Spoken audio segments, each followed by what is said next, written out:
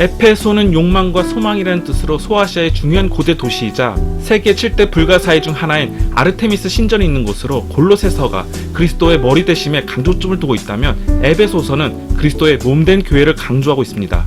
그래서 에베소서는 신랑과 남편 되시는 그리스도와 신부된 교회의 모습을 머리와 몸으로 비유하여 마치 남편과 아내가 하나이듯 그리스도와 교회는 영적으로 한 몸인 것을 말씀하고 있습니다.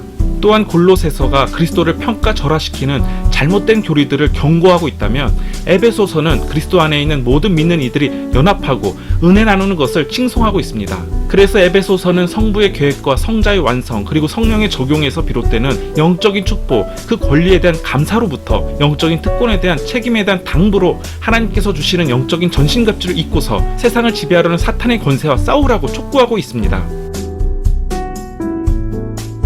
필립비는 알렉산더 대왕의 아버지 필립 2세가 크레니세드를 점령한 후 자신의 이름을 붙인 곳으로 필립비 교회는 바울이 총회했던 교회이자 빌립비서는 가장 사적인 서신이기도 합니다.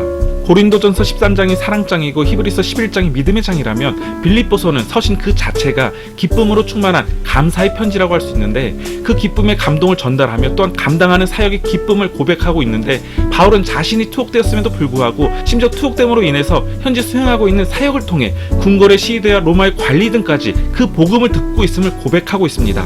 그래서 마음을 같이하여 같은 사랑을 가지고 뜻을 합하며 한 마음을 품어 오직 겸손한 마음으로 각각 자기보다 남을 낮게 여기고 각각 자기를 돌아볼 뿐더러 또한 각각 다른 사람들의 일을 돌아보라고 말씀하십니다. 이것이 곧 그리스도 예수의 마음이니 이 마음을 품고 하나님의 의를 쫓아 오직 모든 일에 기도와 간구로 구할 것을 감사함으로 하나님께 아뢰면 우리에게 능력 주시는 자 안에서 우리는 모든 것을 감당할 수 있을 것입니다.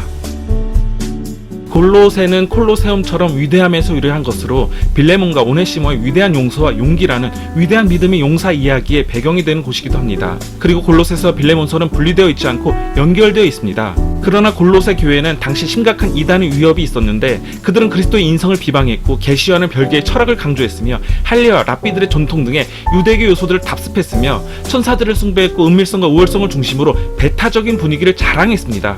그래서 사도 바울은 그분의 나라, 그분의 구속사역, 하나님의 형상, 피조물보다 우월하신 예수, 그분이 창조주 되심과 만물보다 선지하시고 만물과 결합하심, 무엇보다 그분이 교회의 머리 되심과 죽은 자들 가운데서 일어나 영생이 되시는 그분의 으뜸 되심과 같은 그리스도의 신성과 창조사역 그리고 구속사역에 대하여 강조하며 일상에서 고상한 기독론을 실천하도록 실제적인 적용을 이끌어내고 있습니다.